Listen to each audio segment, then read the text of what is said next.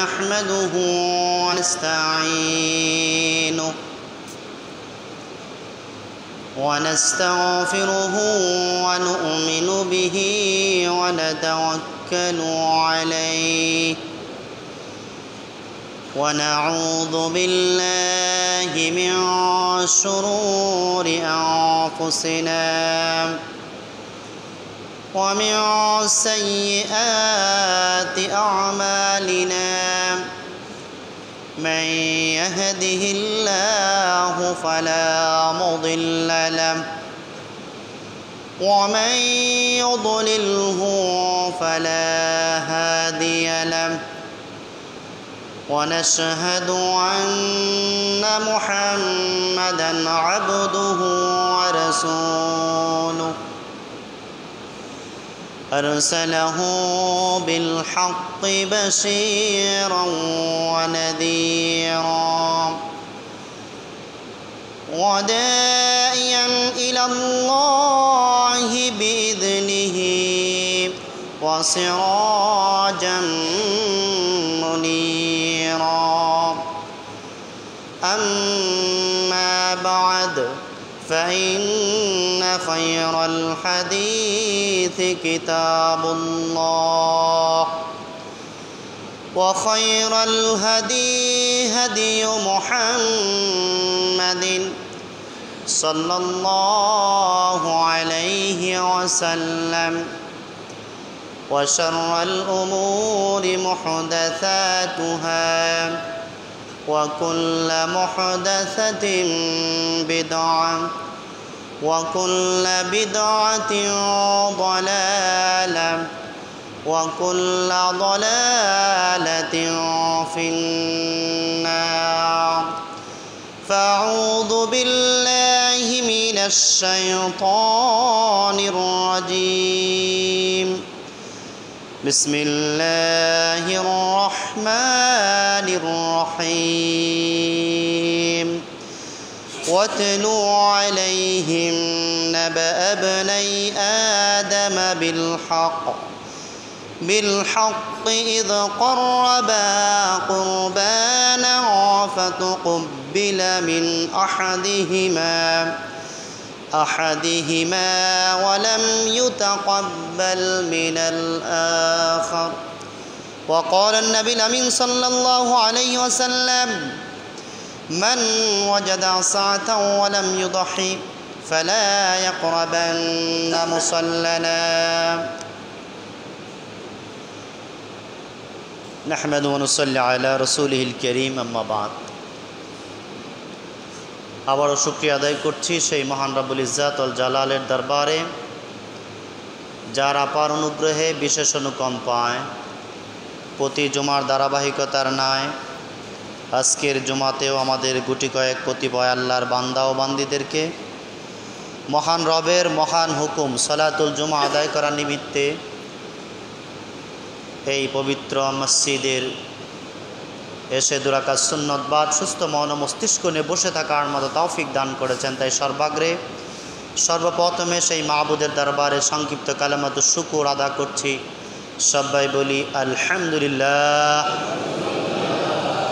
দরুদ এবং সালাম প্রেরণ করছি বিশ্বনবী জনাবে মুহাম্মদ মুস্তাফা আহমদ মুস্তাফা সাল্লাল্লাহু আলাইহি সাল্লামের উপর আল্লাহুম্মা সাল্লি আলাইহি আল্লাহুম্মা বারিক আলাইহি প্রিয় মুসলিম মিল্লাত কালামুল্লাহ শরীফ থেকে সূরাতুল আনাম থেকে একটা আয়াত পেশ করেছি নবী মুহাম্মদ সাল্লাল্লাহু আলাইহি সাল্লামের অগণিত হাদিস থেকে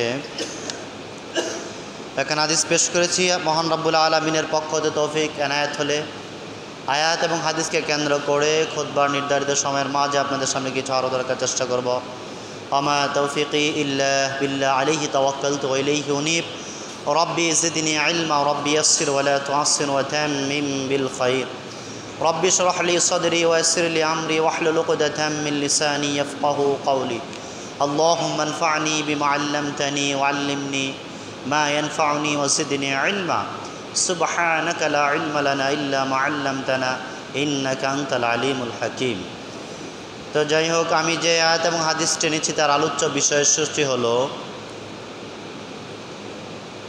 ঈদ ও কুরবানি কুরবানির ফাজাইল ও মাসাইল, অর্থাৎ সামনে আসতেছে আমাদের মুসলমানদের সর্ববৃহৎ যেই ধর্মীয় উৎসব আচার অনুষ্ঠান ঈদ ও কুরবানি।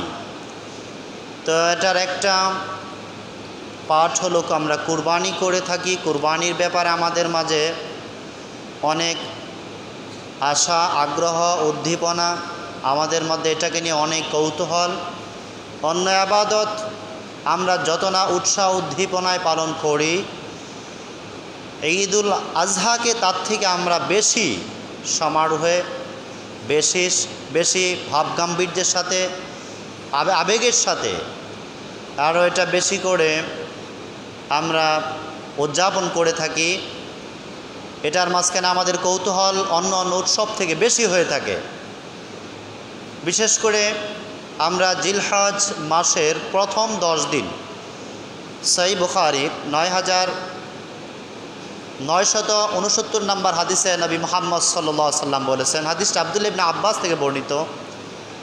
তিনি বলেন, নবী মুহাম্মদ সাল্লাল্লাহু আলাইহি সাল্লাম বলেছেন, জিলহজ মাসের প্রথম 10 দিনের আমল অন্য যে কোনো সময়ের আমল থেকে আল্লাহর কাছে অধিক প্রিয়। জিলহজ মাসের প্রথম 10 দিনের আমল আল্লাহ রাব্বুল আলামিনের কাছে অন্য যে কোনো সময়ের আমল থেকে অতি উত্তম। সাহাবায়ে কেরাম বললেন, ইয়া রাসূলুল্লাহ ওয়ালাল জিহাদু ফি সাবিলিল্লাহ, যে অন্য সময় যদি কেউ আল্লাহ রাস্তায় জিহাদ করে, জিহাদের সেই আমলটা কি জিলহজ মাসের প্রথম 10 দিনের আমল থেকে উত্তম হবে না?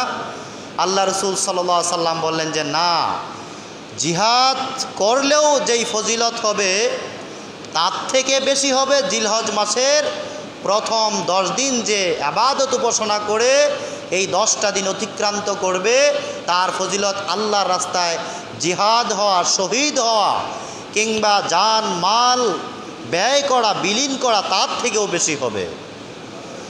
তবে আল্লাহ রাসূল সাল্লাল্লাহু আলাইহি সাল্লাম এখানে একটা অপশন দিলেন। সেটা কি? যদি কেউ আল্লাহর রাস্তায় তার জান এবং মাল নিয়ে বেরিয়ে যায় এবং তার থেকে আর কোনো কিছু নিয়ে ফিরে না আসে, অর্থাৎ তার সহায় সম্পত্তি এবং তার নফস বা নিজেকে, ব্যক্তিসত্তাকে নিয়ে জিহাদের ময়দানে ঝাঁপিয়ে পড়েছে, তার মালও চলে গিয়েছে, তার জীবনও চলে গিয়েছে, তার কথা ভিন্ন।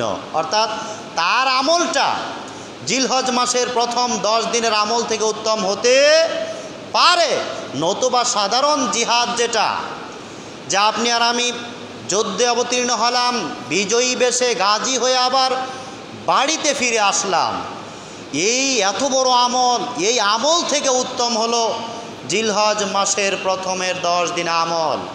আল্লাহ রাব্বুল আলামিন সূরাতুল ফাজর, ওয়াল ফাজরি ওয়া লায়ালিন আশর, শপথ ফজরের, ওয়া লায়ালিন আশর এবং 10 রজনীর শপথ। তো তাফসীর কারকগণ বলেছেন ওয়া লায়ালিন আশর, 10 রজনী বলে এখানে জিলহজ মাসের প্রথম 10 দিনকে বোঝানো হয়েছে। আমরা অন্য হাদিসে জানি লাইলাতুল কদর খায়রুম মিন আলফি শাহর, কদরের রজনী 1000 মাস অপেক্ষা উত্তম। আর কদরের রজনী বা লাইলাতুল কদর, এটা আমরা কোন জায়গায় তালাশ করে থাকি, কোন সময়টায় তালাশ করে থাকি? আল্লাহ রাসূল সাল্লাল্লাহু আলাইহি সাল্লাম বলেছেন, রমজান মাসের শেষ দশকের বেজুর রজনীগুলিতে তোমরা লাইলাতুল কদরকে তালাশ করো। তাহলে লাইলাতুল কদর রমজান মাসের শেষ দশকের যে কোনো বেজুর রাত্রিতে। তাহলে কোরআন এবং হাদিস অনুযায়ী আমরা দেখতে পাই রমজান মাসের শেষ 10টা রজনীর মর্যাদা, ওটার গুণাগুণ, ফজিলত অনেক বেশি। কিন্তু আবার এখানে যে বলা হলো যে ওয়াল ফাজরি ওয়া লায়ালিন আশর, আল্লাহ বলেন শপথ 10 রজনীর। এইখানে 10 রজনী বলে সকল মুহাদ্দিসিনে কেরামদের মতে এখানে জিলহজ্জের প্রথম 10 দিনকে বোঝানো হলো। তাহলে কোরআন এবং সুন্নাহর অপর দলিল অনুযায়ী আমরা বুঝতে পারলাম যে রমজান মাসের শেষ 10 দিন উত্তম, কিন্তু এখানে বোঝানো হলো যে জিলহজ মাসের শেষ প্রথম 10 দিন উত্তম। তাহলে দুইটার তাআরুজ, এই যে বিপরীত ভাষ্য, একটার আরেকটার বিপরীত হয়ে যাচ্ছে, এটার মীমাংসাটা কি, এটার সমাধানটা কি? এটার মীমাংসা বা সমাধান উলামায়ে কেরাম এভাবে দিয়েছেন, যেহেতু লাইলাতুল কদর এটা দিনে হয় না রাত্রে হয়? রাত্রে হয়। লাইলাতুল কদর দিনে খোঁজা হয় না রাত্রে খোঁজাখুঁজি করা লাগে? রাত্রে খোঁজাখুঁজি করা লাগে। এই কারণে রমজান মাসের শেষ দশকের রাত্রিগুলি, পৃথিবীতে যত রজনী আছে তার থেকে রমজান মাসের শেষ দশকের রাত্রিগুলি আল্লাহর কাছে সবচাইতে উত্তম, এবং সর্বোত্তম রজনী হলো ওই শেষ 10 রজনীর মাঝখানে যেই রজনীতে লাইলাতুল কদর অতিবাহিত হবে, ওটা হলো আল্লাহর কাছে সবচাইতে উত্তম। আর জিলহজ মাসের প্রথম 10টা দিন উত্তম, ওইখানের 10টা রাত্রি আর এখানের 10টা দিবস। কেন হজ করা হয় রাত্রে না দিনের বেলায়? আল্লাহ রসুল বলছেন আরাফাই হলো হজ। আরাফা ওটা দিনের বেলার কাজ। আল্লাহ রসুল বলছেন আরাফার একদিনের সিয়াম তোমাদের বিগত 1 বছরের গুনাহকে আল্লাহ মোচন করে দিবেন। সিয়াম কোন দিন হয়, কখন হয়? দিনের বেলা হয়। তারপর আমরা কুরবানি করে থাকি, কখন করে থাকি? এটাও আমরা দিনের বেলায় করে থাকি। কিংবা আমরা ঈদের সালাত আদায় করে থাকি, এটা কোন সময় হয়? এটাও দিনের বেলায় হয়। তার মানে হলো জিলহজ মাসের প্রথম 10টা দিন উত্তম আর রমজান মাসের শেষ 10টা রাত উত্তম। তাহলে দুটার মধ্যে আর কোনো তাআরুজ থাকে না, কোনো ধরনের বৈপরীত্য, কোনো ধরনের সংঘর্ষ থাকে না। তাহলে এই যে আসতেছে জিলহজ, এখানে আমাদের অনেক কার্যক্রম, জিলহজ মাসে অনেকগুলো করণীয় আছে। জিলহজ মাসের 1 নাম্বার করণীয় হলো, যখন জিলহজের চাঁদ উদিত হবে এর সাথে সাথেই তাকবীর পাঠ করা শুরু হয়ে যাবে। আমরা ঈদুল আজহার তাকবীর পাঠ করি ওই শাওয়ালের চাঁদ উদিত হওয়ার পর থেকে নিয়ে ঈদগাহ পর্যন্ত, ঈদের সালাত পড়া পর্যন্ত। কিন্তু জিলহজ মাসের আমরা 10 তারিখে ঈদ পালন করি, কিন্তু যেই দিন চাঁদ উঠবে এই দিন থেকে আমাদের তাকবীর পাঠ করতে শুরু করা লাগবে। তাহলে তাকবীর পাঠ করা এটা জিলহজ মাসের একটা কাজ। জিলহজ মাসে হজ করা হয়, এটা আরেকটা কাজ। জিলহজ মাসে আরাফার দিন সিয়াম পালন করতে হয়, এটা আরেকটা কাজ। জিলহজ মাসে 10 তারিখে আমরা ঈদের সালাত আদায় করি, এটা আরেকটা কাজ। এবং জিলহজ মাসে আল্লাহ রাব্বুল আলামিন হজ্জের দিন, আরাফার দিন এত পরিমাণ বান্দাকে ক্ষমা করে দেয় যে ইবলিস তার নিজের মাথার উপর মাটি নিক্ষেপ করে আর বলে, হায় হায়, আমি এত ষড়যন্ত্র করলাম, আমি এদেরকে এত বাধা বিপত্তি দিলাম, এরা সব বাধা বিপত্তিকে উপেক্ষা করে পৃথিবীর বিভিন্ন ধার ও প্রান্ত থেকে আরাফার এই মাঠে সমাবেত হয়ে আল্লাহর ক্ষমা নিয়ে, মাগফিরাত নিয়ে তারা বাসায় ফিরে যাবে। হায়, আমি এত ষড়যন্ত্র করলাম, এত শ্রম তাদেরকে দিলাম, কিন্তু আমার সব শ্রম পণ্ড হয়ে গেল। ইবলিস ওই আরাফার দিন সে আফসোস করতে থাকে। তাহলে এই জিলহজ্জের প্রথম 10 দিন, বিশেষ করে আরাফার দিন, এত পরিমাণ বান্দাকে আল্লাহ ক্ষমা করে যা দেখে ইবলিস হতাশ হয়ে যায়। তাহলে এই 10 দিনে আমাদের প্রচেষ্টা থাকবে যেই সমস্ত বান্দাদেরকে আল্লাহ ক্ষমা করবেন, যেই ক্ষমা প্রাপ্ত তালিকাভুক্ত বান্দাদের ওই সারিতে যেন আমাদের নামটাও ঢুকে যায়, আমরাও যেন আমাদের জীবনের সমস্ত গুনাহ খাতাগুলিকে মাফ করিয়ে নিতে পারি, এই প্রচেষ্টা আমাদেরও থাকা লাগবে। আর এই প্রচেষ্টা সার্থক হবে কখন? বেশি বেশি করে তওবা করার মাধ্যমে, ইস্তিগফার করার মাধ্যমে তওবা করা লাগবে। তওবা করার সময় জীবনের শেষ পর্যন্ত অপেক্ষা করা নয়। তওবা করার সময় হলো আপনি যখনই পাপ করেছেন, পাপ করার পর যখনই আপনার শুভ বুদ্ধির উদ্রেক হয়েছে যে আমি কাজটা ঠিক করিনি, তখনই আপনাকে তওবা করা লাগবে। আল্লাহ সূরাতুন নিসার 17 এবং 18 নম্বর আয়াতে বলেছেন কাদের তওবা গ্রহণ করা হবে আর কাদের তওবা গ্রহণ করা হবে না। 17 নম্বর আয়াতে আল্লাহ বলেছেন, যারা পাপ করে এবং হাত্তা ইযা হাদারা আহাদুহুমুল মাউত, যখন তাদের কারো মৃত্যু উপস্থিত হয়ে যায় তখন বলে ইন্নী তুবতুল আন। পাপ করেছে, তওবা করেনি, পাপ করতে করতে একেবারে বার্ধক্যের জরাজীর্ণ অবস্থায় পৌঁছে গিয়েছে, এমনকি মৃত্যু উপস্থিত হয়ে গিয়েছে, এরপরে বলতেছে ইন্নী তুবতুল আন, আমি এখন তওবা করতেছি। আল্লাহ বলেন এর তওবাকে গ্রহণ করা হবে না। তাহলে কার তওবাকে গ্রহণ করবে? আল্লাহ তার পরের আয়াতে বলছেন, সূরাতুন নিসার 18 নম্বর আয়াতে বললেন, যারা পাপ করে, ইয়ামালুনাস সাইয়্যাত, যারা অন্যায় অপরাধ করে, অতঃপর পাপ করার পর নিকট সময়ের মধ্যেই, অনেক দূরবর্তী সময়ে নয়, নিকট সময়ের মধ্যেই পাপ করার সাথে সাথেই আবার আল্লাহর কাছে তওবা করে, আল্লাহ রাব্বুল আলামিন তার গুনাহকে মাফ করে দিবেন, তার তওবাকে আল্লাহ কবুল করে নেবেন। তো বলছিলাম এগুলো হলো জিলহজ মাসের প্রথম 10 দিনের আমল, এগুলি আমাদেরকে করা লাগবে। তার একটা আমল নিয়ে আমি আজকে কথা বলবো বলে ইচ্ছা পোষণ করেছি, সেটা হলো জিলহজ মাসের আমল সমূহের একটা আমলের নাম হলো কুরবানি। আমরা ঈদের সালাত আদায় করার পর কুরবানি করে থাকি। এই কুরবানির তাৎপর্য, ইতিহাস, কুরবানির পশুর মাসায়েল এবং কুরবানি আল্লাহর কাছে কবুল হওয়ার কি কি শর্ত আছে সেগুলির ব্যাপারে আলোকপাত করার চেষ্টা করবে ইনশাআল্লাহ। কুরবানির অর্থ কি? কুরবানির পরিচয়টা কি? কুরবান শব্দটি ফার্সি বা উর্দুতে কুরবানি বলা হয়, এর থেকেই কুরবান শব্দটি চয়ন করা হয়েছে, যার শাব্দিক অর্থ হলো নৈকট্য। কুরবান শব্দটির শাব্দিক অর্থ হলো নৈকট্য। পরিভাষায় মা ইউতাকাররাবু বিহিল আবদু ইলা রাব্বিহি তাআলা, বান্দা যেই বস্তুর মাধ্যমে আল্লাহ রাব্বুল আলামিনের নৈকট্য লাভ করতে পারে ওই বস্তুটাকে কুরবানি বলা হয়। কুরবানি হলো একটা বস্তু, যেই বস্তুর মাধ্যমে আল্লাহ রাব্বুল আলামিনের নৈকট্য হাসিল করা যায়, ওটার নামই কুরবানি। যদি আপনি একটা পশু জবাই করার মাধ্যমে আল্লাহর নৈকট্য অর্জন করতে পারেন, তাহলে ওই পশুর নাম কুরবানি। যদি আপনি সলাত আদায় করার মাধ্যমে আল্লাহর নৈকট্য অর্জন করতে পারেন, তাহলে এই সলাতের নাম কুরবানি। যদি আপনি সিয়াম পালন করার মাধ্যমে আল্লাহর নৈকট্য অর্জন করতে পারেন, তাহলে ওই সিয়ামের নাম হলো কুরবানি।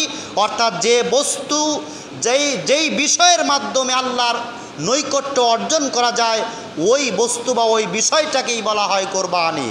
তো কুরবানির ইতিহাস আমি যে আয়াত পেশ করেছিলাম সূরাতুল মায়েদার 27 নম্বর আয়াত, কুরবানি আল্লাহ রাব্বুল আলামিন কখন থেকে শুরু করলেন এবং কীভাবে এর প্রচলন হলো, কোরআন এবং হাদিস থেকে যেইটুকু জানা যায় সেটা হলো কুরবানি আদম আলাইহিস সালামের যুগ থেকেই এর প্রচলন করা হয়েছে। বিশেষ করে আপনারা হাবিল এবং কাবিলের ঘটনা শুনেছেন, আমি সেই দিকার কথাকে দীর্ঘায়িত করছি না। আল্লাহ সূরাতুল মায়েদার 27 নম্বর আয়াতে বলেন, ওয়াতুলু আলাইহিম নাবা ইবনাই আদম বিল হক ইয ক্বাররাবা কুরবানান ফাতুকব্বিলা মিন আহাদিহিমা ওয়া লাম ইউতাকাব্বাল মিনাল আখার। নবী আদম আলাইহিস সালামের 2 সন্তান হাবিল এবং কাবিল, এর কুরবানির ঘটনা আপনি সত্য সহকারে তাদেরকে জানিয়ে দিন। 2 জন যখন আল্লাহর রাহে কুরবানি পেশ করলো, আল্লাহ একজনের কুরবানিকে কবুল করলেন, অর্থাৎ হাবিলের কুরবানিকে কবুল করলেন, অপরজনের কুরবানিকে আল্লাহ কবুল করলেন না, মানে কাবিলের কুরবানিকে কবুল করলেন না। তে আয়াত থেকে আমরা বুঝতে পারলাম যে কুরবানির এই প্রচলনটা বাবা আদম যখন তিনি জীবিত ছিলেন তখন থেকেই এই কুরবানির এই ধারা রীতিনীতি এটার প্রচলন ছিল। আল্লাহ রাব্বুল আলামিন সূরাতুল হজ এর 34 নম্বর আয়াতে বললেন, ওয়ালিকুল্লি উম্মাতিন জাআলনা মানসাকান লিয়াযকুরু ইসমাল্লাহি আলা মা রাযাকাহুম মিন বাহিমাতিল আনআম। আল্লাহ বললেন, আমি প্রত্যেকটা জাতির জন্য কুরবানির এই ধারা, এই প্রচলন আমি রেখেছিলাম, যাতে করে তারা চতুষ্পদ প্রাণীর উপর আমার নামকে স্মরণ করতে পারে, যেই চতুষ্পদ প্রাণী আমি তাদেরকে রিজিক স্বরূপ প্রদান করেছি। এটার অর্থ হলো, আমি আর আপনি যখন চতুষ্পদ প্রাণী জবাই করি, গরুর মাংস আমরা খাই, বকরি, ভেড়া, দুম্বা, ওট এগুলোর মাংস আমরা খাই। এই মাংসের মাধ্যমে আল্লাহ রাব্বুল আলামিন আমার আপনার রিজিকের ব্যবস্থা করেছেন। এই কারণে আল্লাহ বলছেন এটার উদ্দেশ্যটা হলো ওই রিজিকের উপর তোমরা আমার নাম স্মরণ করো। কিভাবে স্মরণ করব? যখন গরু জবাই করি তখন কি বলি? বিসমিল্লাহি আল্লাহু আকবার। বিসমিল্লাহ অর্থাৎ এই প্রাণ আমি সংহার করতেছি কার নামে? আল্লাহর নামে। যখন আমি খাসি জবাই করি কি বলি? বিসমিল্লাহ। আপাতত এতটুকু বলা লাগবে ওই মাংসকে হালাল করার জন্যে। বিসমিল্লাহ আপাতত এতটুকু আপনাকে বলা লাগবে। তাহলে যখন আমি মুরগি জবাই করি কি বলি? বিসমিল্লাহ। মানে কার নামে জবাই করলাম? আল্লাহর নামে। ওই প্রাণীর উপর কার নাম স্মরণ করলাম? আল্লাহর নাম স্মরণ করলাম। এরকম করে যখন গরু জবাই করা হয়, ভেড়া জবাই করা হয়, দুম্বা জবাই করা হয়, বকরি জবাই করা হয়, সব কিছুর উপর আল্লাহর নাম নেওয়া হয়। আল্লাহ বলেন এই কারণে আমি দিয়েছি, যাতে করে তোমরা চতুষ্পদ প্রাণী জবাই করবে, ওটার মাংস ভক্ষণ করবে, আর আমার নামটা ওই প্রাণী জবাই করার সময় স্মরণ করবে। মুসনাদে আহমদের একটা হাদিস মনে পড়ে গেল।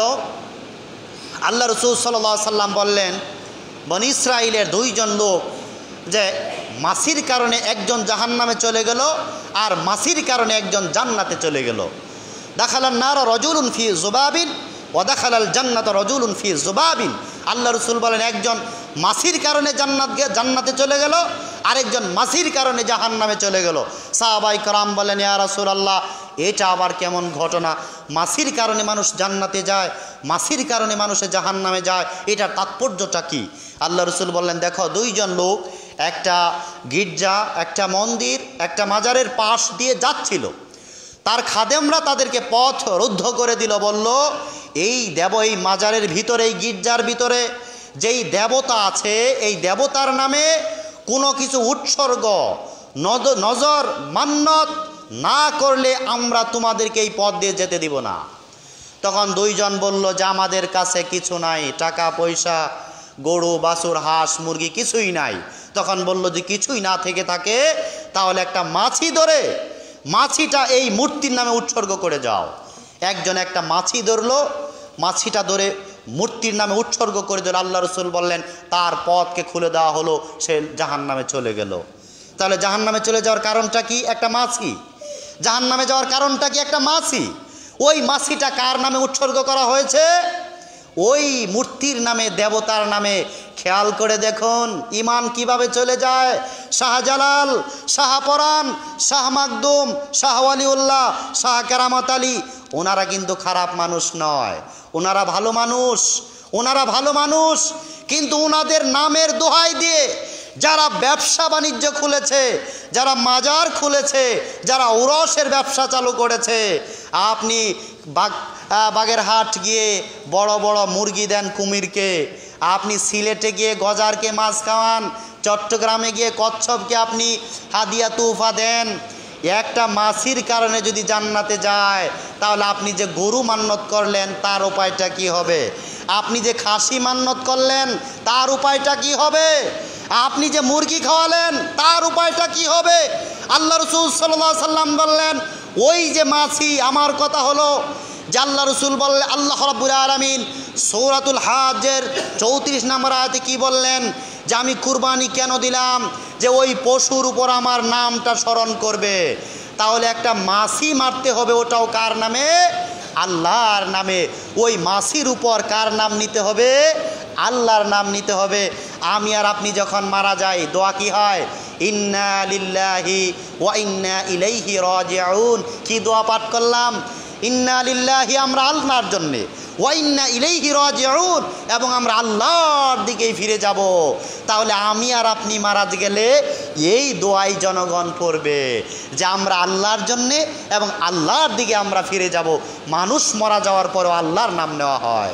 তাহলে আল্লাহ কুরবানি কেন দিলেন? যাতে করে ওই পশুর উপর আল্লাহর নাম নেওয়া হয়। একটা মাছির উপর যদি আল্লাহর নাম নেওয়া না হয়, ওটা জাহান্নামে যাওয়ার কারণ, ঈমান ভঙ্গের কারণ। আল্লাহ রাসূল বলেন, দ্বিতীয় ব্যক্তি বলল যে না, আমি একটা মাছিও এই মূর্তির নামে উৎসর্গ করব না। কেননা মাছিকে এই মূর্তির নামে উৎসর্গ করা যাবে না। মাছির প্রাণ সংহার করতে হবে আল্লাহর নামে। মাছি আল্লাহ সৃষ্টি করেছেন, আল্লাহই তার প্রাণ সংহার করবেন। মাছি আল্লাহর দিকেই ফিরে যাবে। ওই লোক একটা মাছি ধরে উৎসর্গ করতে অস্বীকার করলো। আল্লাহ রাসূল বললেন তাকে তরবারি দিয়ে তার গর্দানকে উড়িয়ে দেওয়া হলো এবং সে জান্নাতের মধ্যে চলে গেল।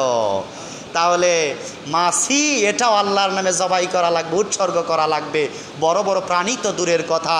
তো বলছিলাম যে কুরবানি, এটার উদ্দেশ্য হলো এই যে আল্লাহ রাব্বুল আলামিন প্রত্যেক জাতির মাঝখানে কুরবানি রেখেছিলেন, যাতে করে পশু পাখির উপর আল্লাহর নামকে নেওয়া হয়।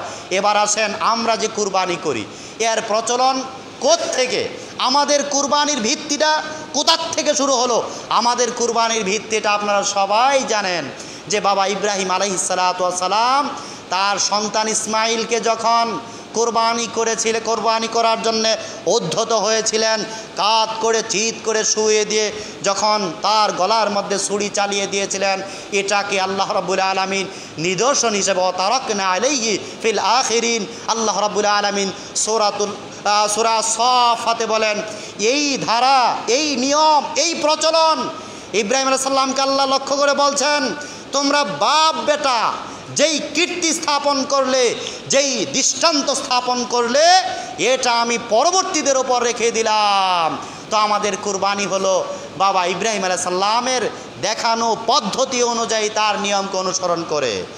ইব্রাহিম আলাইহিস সালাম আরাফার 8 তারিখে স্বপ্নে দেখলেন, 9 তারিখে আবারও স্বপ্নে দেখলেন, 8 তারিখে স্বপ্ন দেখলেন। ওই জিলহজের 8 তারিখে বলা হয় ইয়াউমুত তারবিয়া। ইয়াউমুত তারবিয়া মানে হলো, তারবিয়া মানে হলো স্বপ্ন দেখার দিন। ইব্রাহিম আলাইহিস সালাম 9 তারিখ, জিলহজের 9 তারিখ আবার স্বপ্ন দেখলেন। জিলহজের 9 তারিখকে বলা হয় ইয়াউমুল আরাফা মানে বুঝার দিন। ইব্রাহিম আলাইহিস সালাম প্রথম দিন স্বপ্ন দেখার পর বুঝতে পারতেছিল না যে আল্লাহ রাব্বুল আলামিন আমার সন্তানকে জবাই করার কথা বললেন। ইয়া বুনাইয়া ইন্নী আরা ফিল মানামে আন্নী আযবাহুকা ফানজুর মাযা তারা। ইব্রাহিম আলাইহিস সালাম ইয়াউমুত তারবিয়া মানে হলো স্বপ্ন দেখার দিন। ইব্রাহিম আলাইহিস সালাম স্বপ্ন দেখে তার সন্তানকে বলছেন, হে আমার বৎস, আমি স্বপ্ন দেখলাম আমি যেন তোমাকে জবাই করতেছি। তাহলে এখানে 8 তারিখ স্বপ্ন দেখলেন, 9 তারিখ যখন আবার স্বপ্ন দেখলেন, ইয়াউমুল আরাফা মানে তিনি বুঝে গেলেন।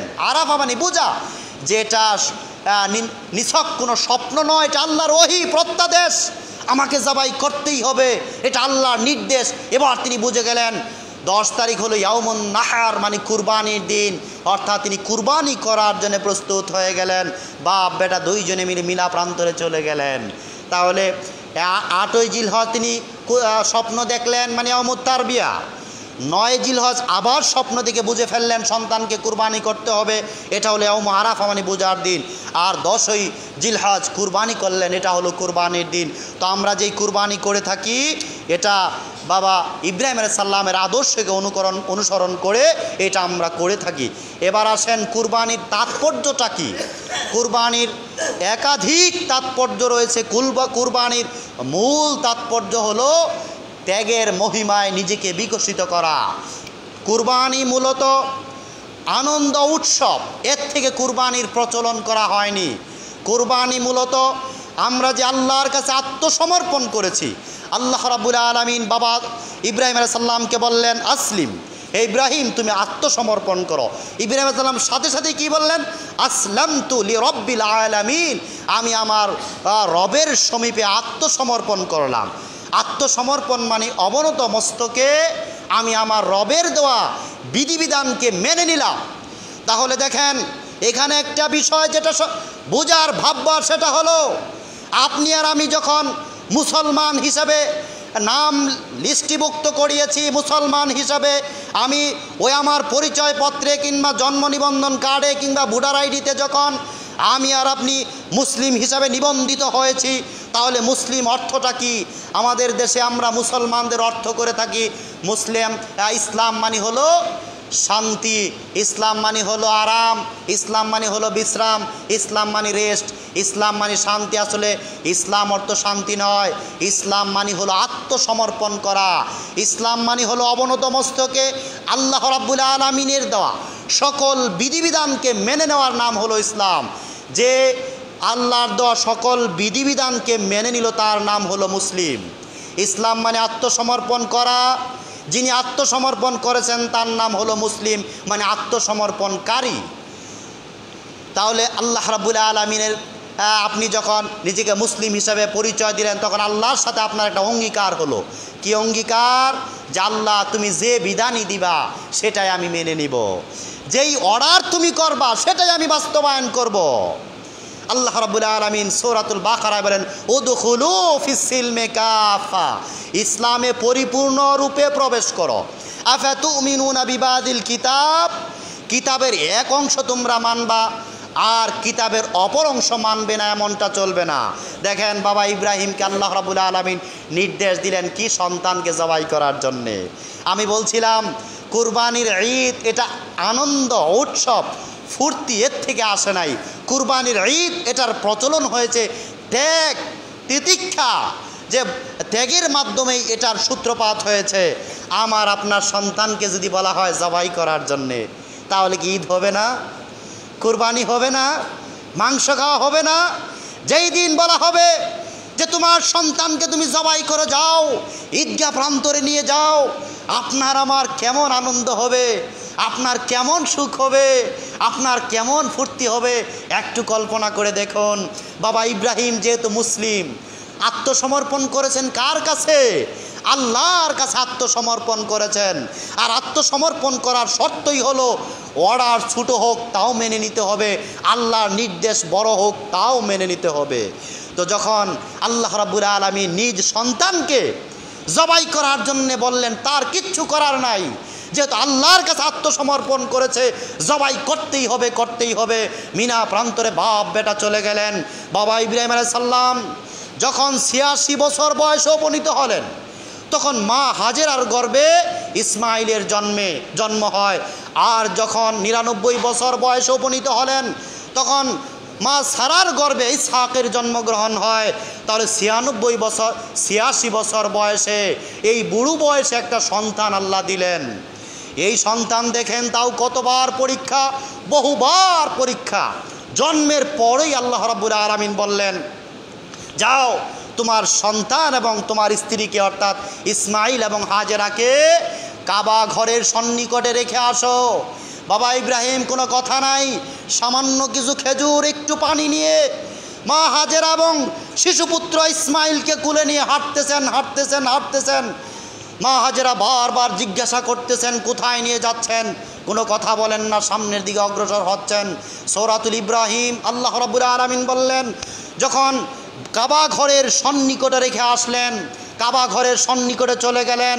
চলে যাওয়ার পর তাদেরকে রেখে ওই সময় কাবার আশেপাশে কোনো তৃণলতা ছিল না, কোনো জনমানব ছিল না, কোনো ঘর বাড়ি ছিল না, একটা পশু পাখিও ছিল না, আকাশে কোনো উড়ন্ত পাখিও ছিল না।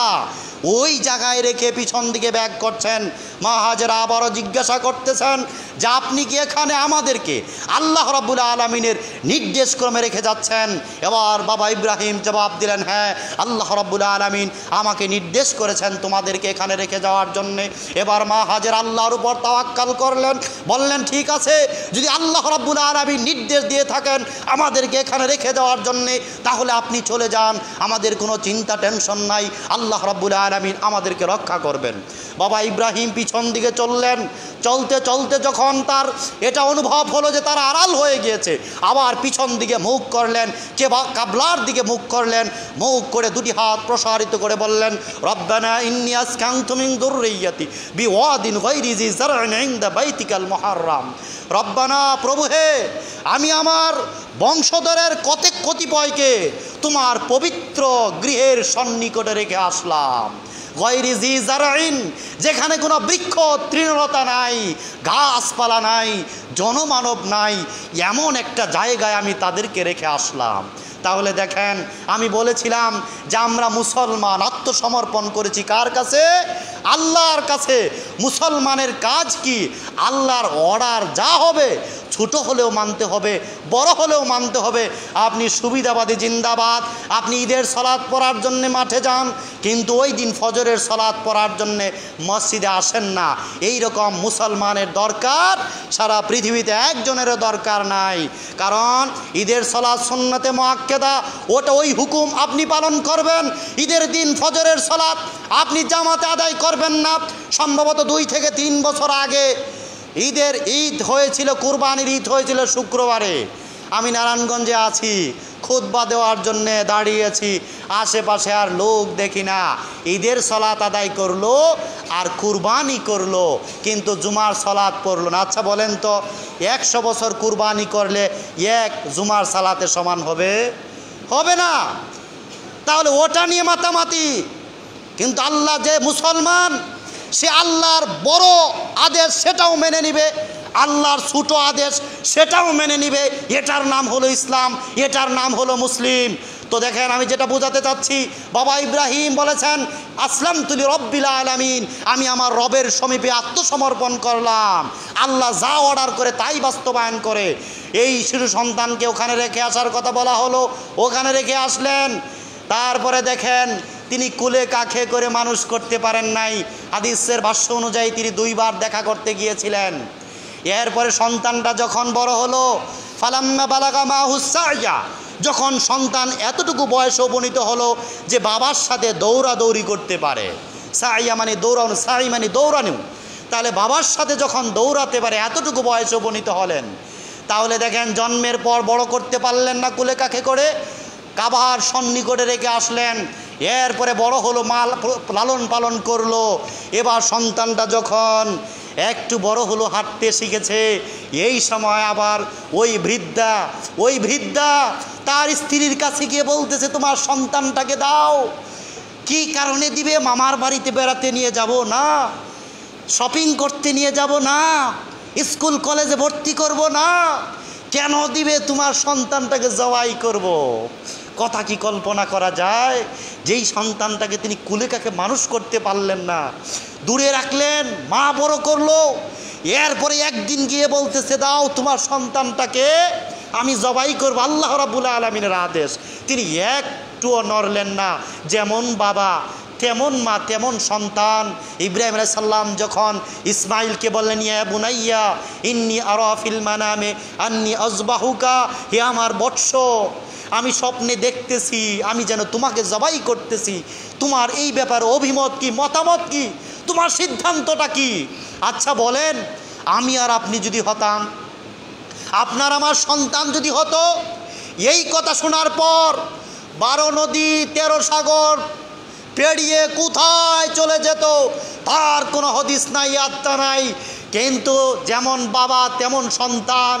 ইসমাইল আলাইহিস সালাম সাথে সাথেই জবাব দিলেন ইয়া আবা তিফআল মা তুমার, হে পিতাজি, আপনাকে আল্লাহ যে আদেশ করেছেন তা আপনি বাস্তবায়ন করুন। সাতাজিদুনি ইনশাআল্লাহু মিনাস সাবিরিন, আপনি আমাকে ধৈর্যশীলদের মাঝে পেয়ে যাবেন। আপনি যদি আমাকে জবাই করলে আল্লাহর আদেশ পালন করা হয়, তাহলে আমাকে জবাই করুন, আল্লাহর আদেশ পালন করুন। আমাকে জবাই করুন, আল্লাহর আদেশ পালন করুন। আমাকে জবাই না করলে আপনার আদেশ, আল্লাহর দেওয়া নির্দেশ পালন করা হবে না। তাই আমি আপনাকে আল্লাহর আদেশ পালন করতে সহযোগিতা করতে চাই। আর সেই সহযোগিতাটা হলো আমি গলায় ছুরি চালাবেন এটা আমি সহ্য করতে চাই, বহন করে নিতে চাই। তো বলছিলাম যে কুরবানির যে তাৎপর্য, এটা মাংস খাওয়ার জন্যে নয়, এটা আনন্দ ফুর্তি করার জন্যে নয়, আল্লাহর রাহে জীবন উৎসর্গ করা, আল্লাহর দেওয়া ছোট এবং বড় সকল বিধিবিধান মেনে নেওয়ার শিক্ষা হলো কুরবানি। আপনি ছেলে কুরবানি করবেন কিভাবে? যদি 5 ওয়াক্ত সালাত আদায় করতে না পারেন, আপনি ছেলে কুরবানি করবেন কিভাবে? যদি মসজিদে 50টি টাকা দান করতে না পারেন, আপনি ছেলে কুরবানি করবেন কিভাবে? যদি 5 ওয়াক্ত সালাতই মসজিদে পড়তে না পারেন, আপনি ছেলে কুরবানি করবেন কিভাবে? ইমাম খতিবের খাবার কিংবা 50 টাকা বেতন কিংবা মসজিদ চাউল এটাই দিতে যদি আপনার অন্তরাত্মা কাঁধে, আপনার মনে উসখুস পয়দা হয়, তাহলে আপনার সন্তানকে জবাই করবেন কিভাবে? তো যাই হোক, এবার আসেন কুরবানির গুরুত্বটা কি। কুরবানির গুরুত্ব হলো, কুরবানিকে অনেকে ওয়াজিব বলেছেন, কুরবানিকে অনেকে সুন্নত বলেছেন। যারা কুরবানিকে ওয়াজিব বলেছেন তারা হলেন ইমাম আবু হানিফা, ইমাম মালিক, ইমাম ইবনে তাইমিয়া, সালেহ আল উসাইমিন, শায়েখ আলবানী, ওনারা কুরবানিকে ওয়াজিব বলেছেন। তার দলিল কি? আল্লাহ রাব্বুল আলামিন কোরআনে বলেছেন ফাসাল্লি লিরাব্বিকা ওয়ানহার, হে নবী আপনি আপনার রবের জন্যে সালাত আদায় করুন এবং কুরবানি করুন। এখানে সল্লি এবং ওয়ানহার, এখানে শব্দ দুটা যেটা ব্যবহার করা হয়েছে, দুটো আমরের নির্দেশসূচক ক্রিয়া ব্যবহার করা হয়েছে।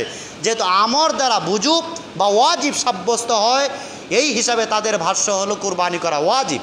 অপর একটা হাদিস তিরমিজিতে 3100, ইবনু মাজার 3123 নম্বর হাদিস আল্লাহ রাসূল বললেন, মান কানা লাহু সাআতাও ওয়া লাম ইউদহি ফালা ইয়াকরাবান্না মুসাল্লানা। যেই ব্যক্তির সামর্থ্য আছে কুরবানি করার, যেই ব্যক্তির সামর্থ্য আছে কুরবানি করার, সে যদি কুরবানি না করে সে যেন আমাদের ঈদের সলাতের আশেপাশেই না আসে। কথা বুঝেন নাই? সামর্থ্য আছে যদি আর পরেও কুরবানি না করে, আল্লাহ রাসূল বললেন সে যেন ঈদগাহে না আসে, ঈদের সলাত পড়তে যেন না আসে। তাহলে এই হাদিস দ্বারা এটা কুরবানি করার প্রতি জোর এবং তাগিদ দেওয়া হয়েছে। এই হিসাবে অনেকে বলেছেন কুরবানি ওয়াজিব। কিংবা ইবনু মাজার 3125 নম্বর হাদিসে আল্লাহ রাসূল সাল্লাল্লাহু আলাইহি সাল্লাম বললেন, ইয়া আইয়ুহান নাস ইন্না আলা কুল্লি আহলি বাইতিন ফি কুল্লি আমিন উদহিয়া। ইয়া আইয়ুহান নাস, হে লোক সকল, প্রত্যেক গৃহবাসীর পক্ষ থেকে প্রত্যেক বছর এক একটা করে কুরবানি।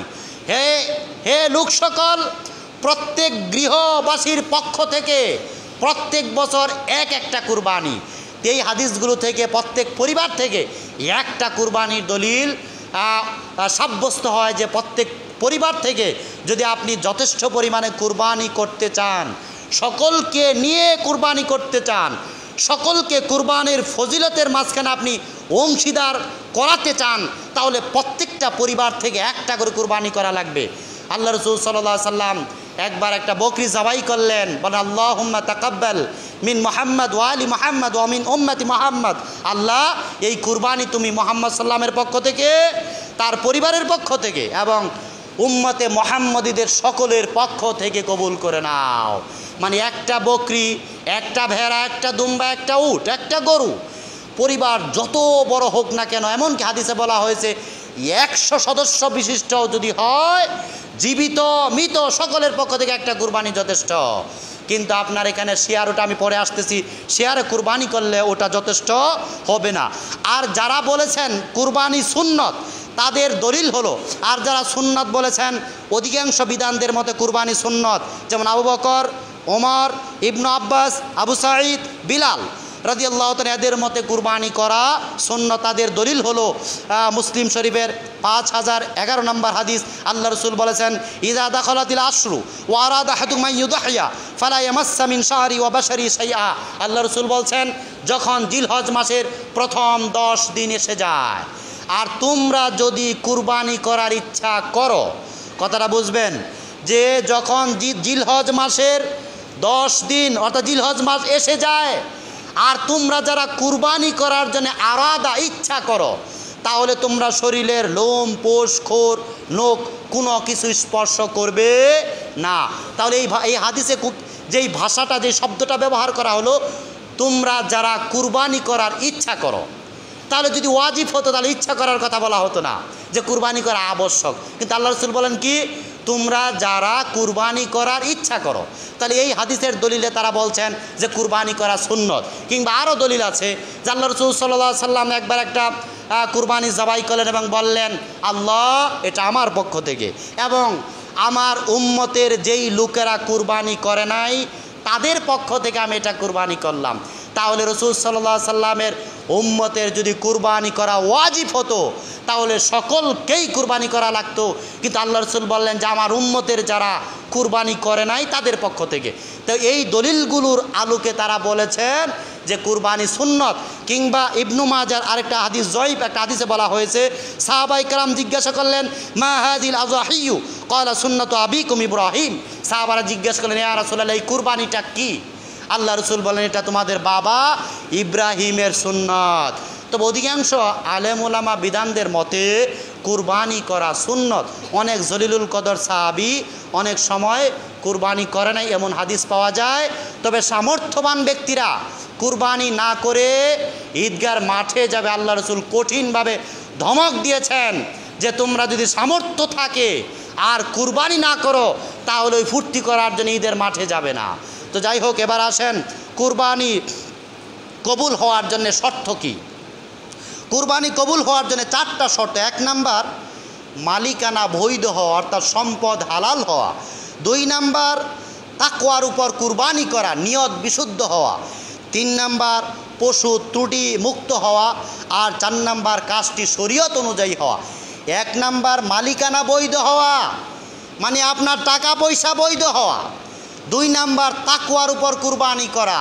তাকওয়া মানে নিয়ত, আপনার ইখলাস।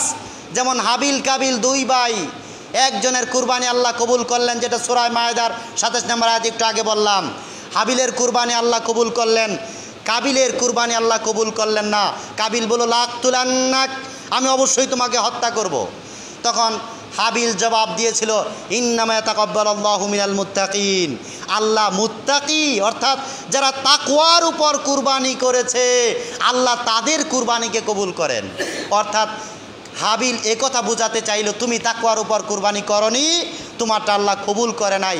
আমি তাকওয়ার উপর কুরবানি করেছি, আল্লাহ আমারটা কবুল করেছে, যে আল্লাহ মুত্তাকিদের কাছ থেকে কুরবানি কবুল করেন। তাহলে 1 নাম্বার মালিকানা বৈধ হওয়া, 2 নাম্বার তাকওয়ার উপর অর্থাৎ নিয়ত বিশুদ্ধ হওয়া, 3 নাম্বার পশুর ক্ষেত্রে যেই শর্ত করা হয়েছে এগুলো চলবে না, এইগুলো চলবে, অর্থাৎ পশুটা ত্রুটিমুক্ত থাকা। আর 4 নাম্বার হলো কাজটা শরীয়ত অনুযায়ী হওয়া।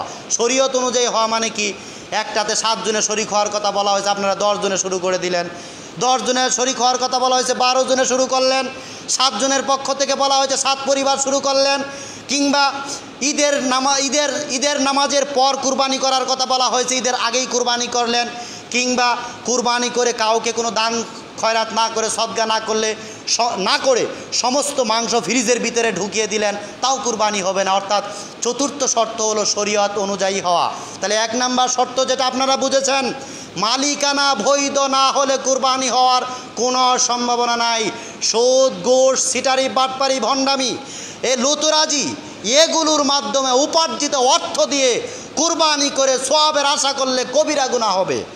মুসলিম শরীফের 2236 নম্বর হাদিস আবু হুরায়রা থেকে বর্ণিত, তিনি বলেন রাসূল সাল্লাল্লাহু আলাইহি সাল্লাম বলেছেন ইন্নাল্লাহা আমারাল মুমিনিনা বিমা আমারা বিল মুরসালিন, আল্লাহ নবী রাসূলকে ওই আদেশ করেছেন যেটা ঈমানদারদেরকে আদেশ করেছেন। নবী রাসূলকে আদেশ করেছেন সূরাতুল মুমিন 51 নম্বর আয়াত, ইয়া আইয়ুহার রাসূল কুলু মিনাত তাইয়্যিবাতি ওয়া আমালু সলিহা, হে রাসূলগণ, হে নবীগণ, তোমরা হালাল খাও তারপরে ইবাদত করো। ঈমানদারদেরকে আল্লাহ আদেশ করেছেন সূরা বাকারার 172 নম্বর আয়াত, ইয়া আইয়ুহাল্লাযীনা আমানু কুলু মিন তাইয়্যিবাত, হে ঈমানদারেরা তোমরা কি করো, তয়্যিবাত পুত পবিত্র বস্তু খাও, অতঃপর আল্লাহর ইবাদত উপাসনা করো। তাহলে নবীদেরকেও বলা হলো হালাল রিজিক খাও তারপরে ইবাদত করো, ঈমানদারদেরকেও বলা হলো হালাল রিজিক খাও তারপরে ইবাদত করো। সুম্মা যাকারার রাজুল, অতঃপর আল্লাহ রাসূল সাল্লাল্লাহু আলাইহি সাল্লাম এক ব্যক্তির কথা উল্লেখ করলেন, ইয়াতিলুস সাফার, যে দীর্ঘ পথ পরিভ্রমণ করে গহীন অরণ্যে কিংবা জঙ্গলে চলে গিয়েছে। রফা ইয়াদাইহি ইলা সামা, তার 2 হাত আকাশের দিকে প্রসারিত করেছে। ইয়া রব, আল্লাহকে খুব ডাকাডাকি করতেছে, আল্লাহ আল্লাহ, এটা দেও সেটা দেও, মাফ করো, ক্ষমা করো, ইত্যাদি অনেক ডাকাডাকি করতেছে। আল্লাহ রাসূল 4টা কথা বললেন। 1, মাতামুহু হারামুন, তার খাবার হারাম। 2, মাশরাবুহু হারামুন, তার পানীয় হারাম। 3, মালবাসুহু হারামুন, তার পোশাক হারাম। 4, গুজিয়া বিল হারাম, হারাম বস্তু দিয়ে তার দেহের রক্ত মাংসকে গঠন করা হয়েছে। ফান্না ইস্তাজাবু লাহু, আল্লাহ রাসূল বললেন আল্লাহ কিভাবে তার ডাকে সাড়া দিবেন, আল্লাহ কিভাবে তার ডাকে সাড়া দিবেন। এটা খাগাড়ি জামতলি কেন্দ্রীয় মসজিদে নয়, কিংবা কোনো তাহাজ্জুদের মজলিসে নয়। ওই লোকটা বাড়িঘর ছেড়ে, লোকালয় ছেড়ে, দৃশ্যমান কোনো অংশ ছেড়ে নির্জনে নিবৃত্তিতে গোপনে আল্লাহকে ডাকতেছে, খুব তপস্যা করতেছে। আল্লাহ রাসূল বললেন তার খাবার হারাম, পানীয় হারাম, পোশাক হারাম, তার রক্ত মাংস গঠন করা হয়েছে হারাম দিয়ে। কিভাবে আল্লাহ তার ডাকে সাড়া দিবেন? তো হারাম টাকায় পশু কুরবানি করে সওয়াবের আশা করলে কবিরা গুনাহ হবে। এইভাবে কুরবানি দেওয়া যাবে, এটা আমার কোনো সওয়াব হবে না, মাংস খাওয়া হবে। এটাতে আমার কোনো সওয়াব হবে না, মাংস খাওয়া হবে। সওয়াবের কল্পনা করলে পাপ হবে। কেন পাপ হবে সেটা আমি আপনাকে বোঝানোর চেষ্টা করছি। কেন পাপ হবে? আল্লাহ ইন্নাল্লাহা তাইয়্যিবুন লা ইয়াকবালু ইল্লা তাইয়্যিবান, এটাও সহিহ মুসলিমে যে হাদিসটা পেশ করেছি তার পূর্বের অংশ। আল্লাহ পবিত্র, আল্লাহ পবিত্র বস্তু ছাড়া আর কোনো কিছুই গ্রহণ করবে না। তাহলে আপনি যখন আল্লাহকে সুদের টাকা দেন আল্লাহ নিবে? আল্লাহর অঙ্গীকার আমি নিব না। আপনি বলেন যে না, আল্লাহ সুদ খায়, আল্লাহ ঘুষ খায়, সুদের টাকার কুরবানি আল্লাহ কবুল করেন, ঘুষের টাকার কুরবানি আল্লাহ কবুল করেন, মিথ্যা কথা বলে উপার্জন করা হয় ওই টাকাও আল্লাহ কবুল করেন। মানে আপনি আল্লাহর প্রতি মিথ্যা অপবাদ দিলেন, আল্লাহকে আপনি সুদখোর বানালেন, আল্লাহকে আপনি ঘুষখোর বানালেন, আল্লাহকে আপনি হারামখোর বানালেন। অথচ আল্লাহ বলেছেন আমি হারাম গ্রহণ করি না। কিন্তু যখন আপনি বলবেন যে আল্লাহ আমার হারাম টাকার কুরবানির সওয়াব দিবে, তখন আল্লাহ হারামখোর হয়ে যায়। আর আল্লাহ বলছেন যে লা ইয়াকবালু ইল্লা তাইয়িবান, আল্লাহ পবিত্র বস্তু ছাড়া আর কোনো কিছুই গ্রহণ করে না। তো 1 নাম্বার মালিকানা বৈধ, 2 নাম্বার নিয়ত বিশুদ্ধ হওয়া, যেটা তাকওয়ার উপর কুরবানি করা, 3 নাম্বার ওই পশু ত্রুটিমুক্ত হওয়া। তাহলে পশুর ক্ষেত্রে কি কি ত্রুটি আছে? পশুর ক্ষেত্রে ত্রুটি হলো 4টা। ইবনে মাজার 6369 নম্বর আয়াত হাদিস এবং 6370 নম্বর 2টা হাদিসে বর্ণনা করা হয়েছে যে যেই পশু দ্বারা কুরবানি হবে না, না হওয়া পশু, কুরবানি না হওয়া দোষ হলো 4টা। 1 নাম্বার হলো অন্ধ, যার অন্ধত্ব স্পষ্ট। 2 নাম্বার রোগাক্রান্ত, অসুস্থ, এটা স্পষ্ট। 3 নাম্বারে খুড়া, যার খুরামি স্পষ্ট। 4 নাম্বার হলো এমন দুর্বল পশু যার হাড্ডি আছে মাংস নাই, এমন দুর্বল। এই 4 প্রকার পশু দিয়ে কুরবানি বৈধ নয়। 1 নাম্বার অন্ধ, অন্ধ নয়, কানার কথা বলা হয়েছে। আল আউরাউল বাইয়ুন আউরুহা, এমন কানা পশু যার কানামি স্পষ্ট। তাহলে কানা যদি অবৈধ হয়, অন্ধর তো কোনো খবরই নাই। কানাই যদি অবৈধ হয় তাহলে অন্ধ পশু কুরবানি করার প্রশ্নই ওঠে না। তাহলে কানা পশু, 2 নাম্বার রোগাক্রান্ত পশু, 3 নাম্বার এই যে ল্যাংরা, যেটা ল্যাংরা। এখানে আবার আরেকটা কথা আছে। আলী রাদিয়াল্লাহু তাআলা জিজ্ঞাসা করা হলো, হাদিস তিরমিজির 1503 নাম্বার হাদিস, যে হুজাইয়া নামে একজন সাহাবী, তিনি বললেন যে গরুতে কয়জনে শেয়ার করা যাবে? বলল 7 জন। তারপরে তিনি বললেন এই 4 প্রকার পশুকে কুরবানি করা যাবে না। তারপর আবার জিজ্ঞাসা করা হলো যে খুরা পশু, তিনি বললেন খুরা পশু যদি যে জায়গায় কুরবানি করা হয় ওই জায়গা পর্যন্ত হেঁটে যেতে পারে তাহলে চলবে, বৈধ হবে, তবে উত্তম হবে না। অর্থাৎ যে পশু খুঁড়ায় কিন্তু খুঁড়িয়ে কুরবানি করার স্থান পর্যন্ত যেতে পারে ওই পশু দ্বারা কুরবানি করা জায়েজ, তবে উত্তম নয়। তাহলে এই যে 4টা গুণ বলা হলো, এই গুণাবলী সম্পন্ন পশুর কুরবানি জায়েজ নয়। তো আলহামদুলিল্লাহ, আসলে আমি সময়ের দিকে খেয়াল করি নাই, 1:13 বেজে গিয়েছে। আগে এদিকে ঘড়ি ছিল। তো আল্লাহ রাব্বুল আলামিন আমাদের সবাইকে সঠিকভাবে কুরবানি করার তৌফিক দান করুন। এই 4টা দোষ বাদে বাকি যেই দোষগুলো আছে আমি প্রত্যেকটার দলিল নোট করে এনেছিলাম এখানে, হয়তো সময়ের কারণে বলতে পারলাম না। শিং ভাঙা, লেজ কাটা, কান ফাড়া কিংবা দাঁত ভাঙা, এই সামান্য ত্রুটি বিচ্ছুতি যেগুলো আছে এতে কুরবানি জায়েজ কিন্তু উত্তম নয়। নিখুঁত পানি কুরবানি করা উত্তম। এই যে 4টা বড় বড় দোষের কথা বলা হলো, এই 4টা বড় দোষ থাকলে কুরবানি হবেই না। আর এর থেকে যদি ছোট দোষ থাকে তাহলে মাকরু, অপছন্দনীয়, তবে কুরবানি জায়েজ হবে। আর পরিশেষে আপনাদেরকে আরেকটা কথা না বললেই নয়, যে শরীকানা কুরবানি আর একাকী কুরবানি। আল্লাহ রাসূল সাল্লাল্লাহু আলাইহি সাল্লাম তার পরিবারের পক্ষ থেকে একাধিক কুরবানি করেছেন, 1টা 2টা 3টা, এমনকি বিদায় হজ্জের দিন আল্লাহ রাসূল অনেক কুরবানি করেছেন। তো আমরা সর্বশেষ একটা জন্তু, একটা পশু কুরবানি করার চেষ্টা করব। আমরা শেয়ারে 20,000 টাকা দিয়ে অংশগ্রহণ না করে 10,000 টাকা দিয়ে যে একটা বকরি কুরবানি দেই, এই বকরি আমাদের জন্য উত্তম হবে, অনেক উত্তম হবে, বহুগুণ উত্তম হবে। আব্দুল্লাহ আল কাফি আল কুরাইশি ফাতোয়া ও মাসাইল বই এবং ঈদে কুরবান, 2টা বই আমি পড়েছি, গতকালকেও দেখলাম। তিনি বলেছেন যে 7 জনে একটা পশুতে শরিক হওয়া যায়, এটা 7 জনে সওয়াব পাবে। কিন্তু একটা পশুতে 7টা পরিবার শরিক হতে পারে এমন হাদিস আমার জানা নাই, এমন দলিল আছে এটা আমি জানি না। আব্দুল্লাহ আল কাফি আল কুরাইশি সাহেবের ফতোয়া ও মাসাইল বই লিখেছেন যে 7 জনের পক্ষ থেকে হতে পারে, 7 জনের পক্ষ থেকে হতে পারে, কিন্তু 7টা পরিবারের পক্ষ থেকে হবে এমন দলিল আমার জানা নাই। তাহলে হয়তো যদি আপনি শরিকানা কুরবানি দেন, আপনার ছেলে মেয়ে, আপনার ছেলে, আপনার স্ত্রী, তাদেরকে আপনি বাদ দিয়ে দিলেন, তাহলে কি করার আছে? আপনি বাদ দিবেন কেন? সকলকে ওই সওয়াবের ভিতরে অংশীদার করানোর জন্যে একটা পরিপূর্ণ প্রাণী আপনি কুরবানি করবেন। যদি পরিবারের সদস্য 100 হয়, তারপরে একটা প্রাণী কুরবানি করা আপনার পরিবারের জন্য যথেষ্ট।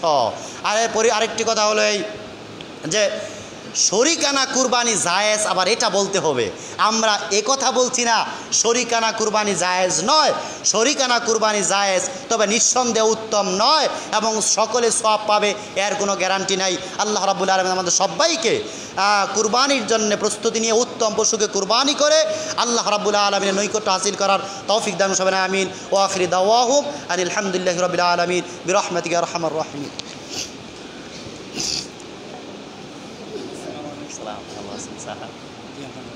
জি জি জি, আমাদের সামাজিক একটা স্কুল আছে, জি জি জি, স্কুলের হেডমাস্টার সস্ত্রীক অ্যাক্সিডেন্ট করছেন। মানে তার অবস্থা গুরুতর, একজনের তার স্ত্রীর অবস্থা দোয়া চেয়েছেন, আর কিছু টাকা দানও করেছেন। আরেকজন বৃদ্ধ মানুষ আমাদের সমাজের সবচেয়ে বেশি বৃদ্ধ বলে মনে হয়, তিনি দোয়া চেয়েছেন, তার শারীরিক অবস্থা ভালো নয়। আর আমাদের আমভাবে আমাদের সকলের আচ্ছা ইনশাআল্লাহ। الحمد لله نحمده ونستعينه ونستغفره ونؤمن به ونتوكل عليه ونعوذ بالله من شرور أنفسنا ومن سيئات أعمالنا من يهده الله فلا مضل له ومن يضلله فلا هادي له فأعوذ بالله من الشيطان الرجيم بسم الله الرحمن الرحيم إن الله وملائكته يصلون على النبي يا أيها الذين آمنوا صلوا عليه وسلموا تسليما اللهم صل على محمد وعلى آل محمد كما صليت على إبراهيم وعلى آل إبراهيم إنك حميد مجيد اللهم بارك على محمد وعلى آل محمد كما باركت على إبراهيم وعلى آل إبراهيم إنك حميد مجيد আলহামদুলিল্লাহ। কয়েকজন দোয়া প্রার্থী আছেন। আপনাদের ঈদগাহ মাঠ ওইখানে স্কুলের যে হেডমাস্টার, তিনি সস্ত্রীক দুইজন অ্যাক্সিডেন্টে আক্রান্ত হয়ে চিকিৎসাধীন আছেন, দোয়া চেয়েছেন। আমাদের সমাজের একজন মুরব্বী, সবচেয়ে বয়স্ক মুরব্বী আমার স্যার বললেন, তিনি অসুস্থ, দোয়া চেয়েছেন। তো আল্লাহ রাব্বুল আলামিন যে নিয়তে দোয়া চেয়েছেন, আল্লাহ যেন প্রত্যেকের মনের সকল নেক মাকসুদকে আল্লাহ পরিপূর্ণ করে দেয়। আল্লাহ তাদের জান মালে খয়র এবং বরকত দান করে দেয়। যারা অসুস্থ আছেন, আল্লাহ যেন তাদের শিফায়ে কামেল এবং আজেলা দান করে দেয়। আবার যেন স্বাভাবিকভাবে সুস্থ জীবনে ফিরে আসতে পারে সেই তৌফিক আল্লাহ দান করে দেয়। আবার যেন স্বাভাবিক চলাফেরা করে জীবনের শেষ হায়াত পর্যন্ত সুস্থ শরীরে ইমানের হালাতে কাটিয়ে দেওয়ার মতো তৌফিক দান করে দেয়। আল্লাহ আমাদের সবাইকে যতদিন বাঁচিয়ে রাখে সুস্থ শরীরে এবং ইমানের হালাতে বেঁচে থাকার তৌফিক দান করে দেয়। আমাদের যখন হায়াতের পুঁজি শেষ হয়ে যায়, তখন যেন আল্লাহ রাব্বুল আলামিন তাওহীদি কালেমা মুখে জারি করে দেয়, ইমানের হালাতে মৃত্যুবরণ করার মতো তৌফিক দান করে দেয়। আল্লাহ আমাদের সকলকে যেন শান্তি সুখে বসবাস করার তৌফিক দান করে দেয়। আমাদের মনের চাপা খুব দুঃখ কষ্ট বেদনাকে আল্লাহ যেন দূরীভূত করে দেয়। পরিবার পরিজনদের নিয়ে, আত্মীয় স্বজনদেরকে নিয়ে সুন্দর সৌহার্দ্যপূর্ণ সাবলীলভাবে জীবনযাপন করার তৌফিক দান করে দেয়। আল্লাহ রাব্বুল আলামিন আমাদের সবাইকে যেন কবর আযাবকে নাজাত করে দেন। আল্লাহ আমাদের সবাইকে জাহান্নাম থেকে পরিত্রাণ দিয়ে জান্নাতুল ফেরদাউস লোকে পৌঁছে দেয়। ওয়া আখিরি দাওয়াহুম আনিল হামদুলিল্লাহি রাব্বিল আলামিন বিরহমাতিকা আরহামার রাহিমিন। আসসালামু আলাইকুম ওয়া রাহমাতুল্লাহি ওয়া বারাকাতুহু।